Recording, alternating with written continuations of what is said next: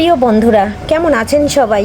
আজকে আপনাদের মাঝে নিয়ে আসলাম একদম খাঁটি গরুর দুধ আর খাঁটি খেজুরের গুড়ের পায়াস। এটা দুধ ফাটবে না, কিছু না, অল্প সময়ের ভিতর রান্না হয়ে যাবে ঝটফট। আর আমি বিকেলে নাস্তা খাওয়ার জন্য এই যে পায়েসটা একদম রান্না করে নিয়েছি, আপনাদের মাঝে পরিবেশন করে নিয়েছি। কেমন হয়েছে পায়েসের কালারটা অবশ্যই জানাবেন। লাইক দিয়ে সম্পূর্ণ ভিডিওটি দেখলে বুঝতে পারবেন আমি কিভাবে রান্না করেছি। আর যদি বেশি ভালো লেগে যায় আত্মীয় স্বজনের পরিজনের সাথে শেয়ার দিয়ে সঙ্গে থাকতে পারেন। এবং এইভাবে একবার খেজুরের রসের গুড়ের পায়েস দিয়ে একবার হইলেও পায়েস রান্না করে দেখতে পারেন। অনেকে ক্ষীর বলে, আমি কিন্তু পায়েস বলি। আর একদম অল্প সময়ের ভিতর রান্না হয়ে যায়। মেহমান আসলে 10 মিনিটের ভিতর এই পায়েসটা রান্না করে নেওয়া যায়। আজকে পায়েস রানবো। এখানে আমি 1 মুঠো পোলাও চাল নিয়েছি, আর এটা আমি খুব সুন্দর করে ধুয়ে নিয়েছি। আর এখানে আমি বাড়ির থেকে দেওয়া 2 কেজি দুধ নিয়েছি। আর এখন কিন্তু বিকেলে পায়েসটা রান্না করব বিকেলের নাস্তার জন্য।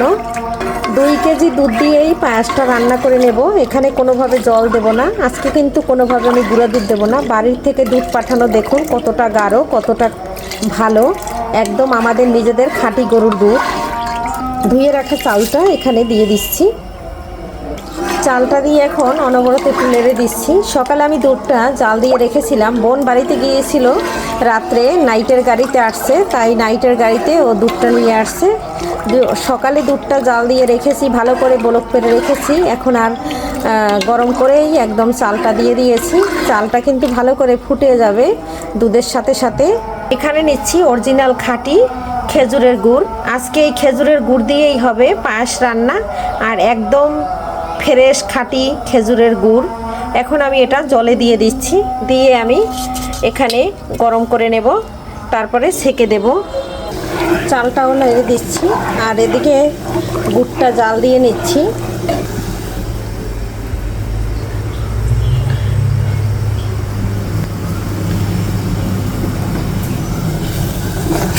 গরম করে নিলাম, একদম খুব সুন্দর করে গরম করে নিচ্ছি। খেজুরের গুড়টা কিন্তু ফুটে গেছে। এই পর্যায়ে জালটা অফ করে দিচ্ছি। এখন চালটা আবার একটু নেড়ে ছেড়ে দিচ্ছি যাতে নিচে লেগে না যায়। ঢাকা শহরের দুধ বন্ধুরা একদম পাতলা থাকে, আর বাড়ির দুধ দেখা কতটা গাঢ়। আর এখানে 2 কেজি দুধ নিয়েছি, আর 1 মুঠো চাল দিয়েছি। শুধু দুধ দিয়েই পায়েসটা রান্না করে নেব। আর এই খাঁটি খেজুরের দুধ মানে গুড় আর খাঁটি গরুর দুধ, এটা যে কতটা মজা লাগবে তা বলার মতো না বন্ধুরা। অনবরত নেড়ে দিচ্ছি যাতে চালটা লেগে না যায়। একদম ফুটে উঠছে, আর এখন আর নাড়তে হবে না। এখন চালটা ফুটুক, তারপরে বারে বারে একটু নাড়া দিলেই হবে। আমি দিয়ে দেব গুড়। এখানে কয়টা এলাচ ধুয়ে কয়েকটা কিশমিশ ধুয়ে রেখেছি, সেটা দিয়ে দিলাম। এখন এখানে দিয়ে দেব একটা এলাচটা এই পর্যায়ে দেব, বেশি গন্ধ বের হইলে কেউ খেতে চায় না আমার বাসার, তার জন্য এখন দিয়ে দেব একটা এলাচ। কিশমিশটা দিয়ে দিলাম। অনেকে তেজপাতা দেয়, আমি তেজপাতা দিচ্ছি না, 2টো এলাচ এই পর্যায়ে দিয়ে দিয়েছি যাতে অল্প ফ্লেভার বের হয়। আর যদি আমি একদম শুরুতেই দিয়ে দিতাম তাহলে অনেকটা ফ্লেভার বের হইতো, তা খেতে চেত না কেউ। আর এই যে দেখুন চালটা ফুটে গিয়েছে একদম।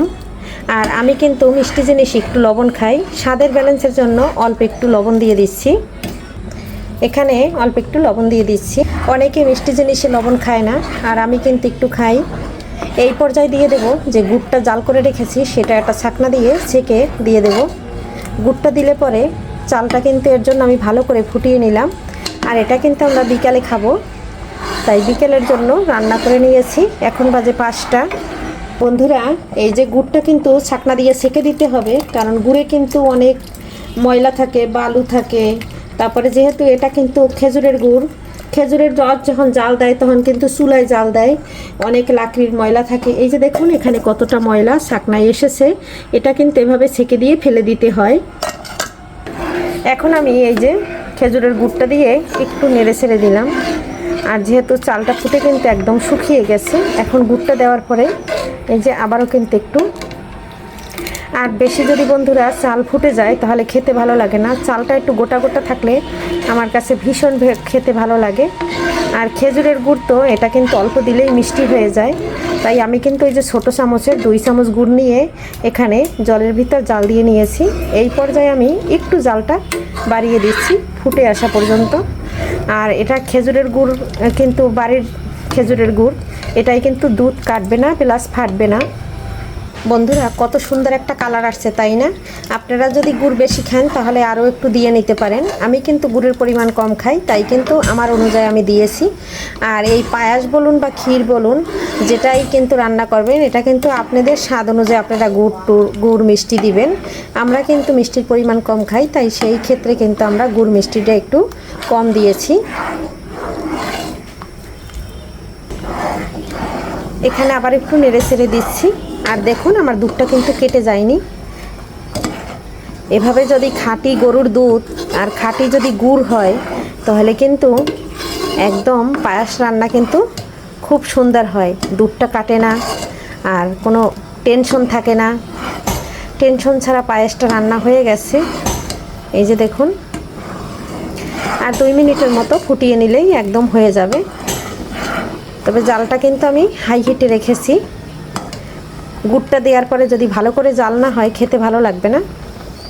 বন্ধুরা 2 মিনিট পরে চলে আসলাম। আর এই যে দেখুন, এখন আমি একটু নামিয়ে আপনাদের মাঝে পরিবেশন করে দেখাচ্ছি। বন্ধুরা এখন আমি নামিয়ে নিচ্ছি। আর এই যে দেখেন কত সুন্দর চালটা ফুটেছে, পরিবেশন করে নিচ্ছি। বন্ধুরা এখানে আমি কিছুটা বাদাম গুঁড়া করে নিয়েছি, বাদামটা দিয়ে পরিবেশন করে নিচ্ছি। আর বাদাম কিন্তু আরও রেখেছি, যে যখন খাবে এভাবে দিয়ে খাবে। বাদামটা আমি কিন্তু এমনি একটু একটু করে গুঁড়া করে নিয়েছি, আজকে ঘিতে কিন্তু ভাজিনি। ঘি দিলে আমার ছেলে খেতে চায় না, এর জন্য। আর দেখেন ফাইনাল লুকটা, আমার পায়েসটা কিন্তু একদম হয়ে গেছে। আর কেমন লাগলো আমার রেসিপিটা কমেন্ট করতে কিন্তু ভুলবেন না। তবে খুব সুন্দর একটা পুরো ভিডিওটি দেখে একটা লাইক দিয়ে মন্তব্য করে জানিয়ে যাবেন। আবারও দেখা হবে নতুন কোনো ভিডিওতে। এ পর্যন্ত ভালো থাকবেন, সুস্থ থাকবেন। আজকের মতো বিদায় নিচ্ছি, বাই।